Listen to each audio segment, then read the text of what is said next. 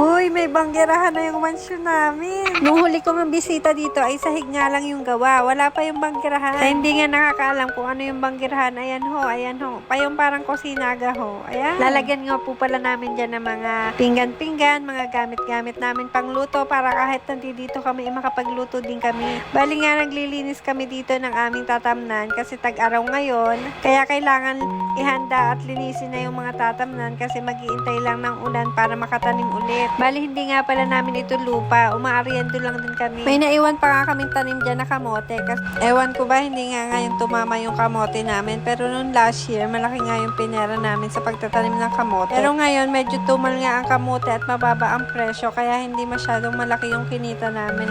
Wala pa palang kita. Puhunan pa lang ang bumabalik. Pero at least, hindi naman lugi. Ganon nga talaga yung paghahalaman. Minsan, para talagang sugal din yan. Maswerte nga kung palaging tubo. Pero hindi naman dumadating talaga yung panahon na malulugi at malulugi ka. Hindi palaging tubo.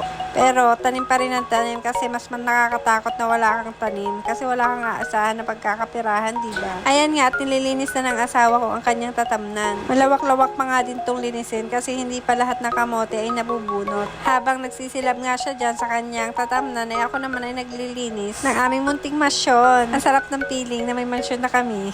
Excited na nga ako magbahay-bahayan at magluto-lutuan dito. Bali, iniintay na nga lang namin yung tubig dito kasi nagpapakabit din kami ng tubig dito. At ipineplex nga ngayon ng asawa ko yung gawa niyang banggerahan.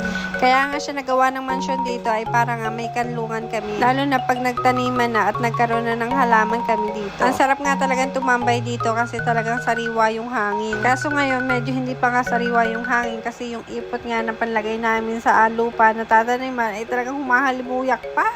Ipot nga din ang isa sa mga pampataba namin sa lupa para gumanda yung halaman namin dito. Kaya gumagamit kami ng ipot. At ayan ang si Don Elias. Aba, ay pag siya nga daw ay magpapatanim at siya ay nagpapapitas ay doon daw siya at siya daw ay magmamandulaang. Ay feeling boss yan. Busabos pala. Basta update ko kayo sa aming mansion pag ari naka-tiles na. Abangan nyo po at baka sa susunod ho ari nakakisame na.